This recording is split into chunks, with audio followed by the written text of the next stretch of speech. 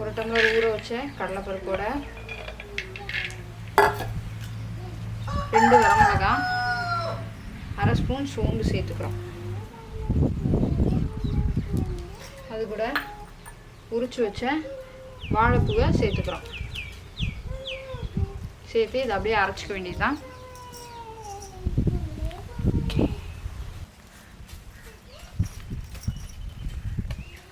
அரைச்சி வச்ச கடலைப்பருப்பு வாழைப்பூ மிக்ஸு கூட அது கரகரப்பாக அரைச்சி வச்சுக்கணும். அது கூட தேவையான அளவு உப்பு சேர்த்துட்டு ஒரு சின்ன பெரிய வெங்காயத்தை பொடியாக கட் பண்ணி இதில் சேர்த்துக்கிறோம். அது கூட ஒரு படி கருவேப்பிலையை பொடியாக நறுக்கி இதில் சேர்த்துக்கிறோம். எல்லாத்தையும் அப்படியே மிக்ஸ் பண்ணிக்கணும். தண்ணி தேவைப்பட்டால் தண்ணி சேர்த்துக்கலாம், இல்லை தண்ணியாக இருக்குது அப்படின்னா லைட்டாக அரிசி மாவு சேர்த்துக்கலாம். ஓகேவா? அப்படியே மிக்ஸ் பண்ணிவிட்டு இதை அப்படியே எண்ணெயில் போட்டு எடுத்தால் வாழைப்பூ வடை தயாராகிடும்.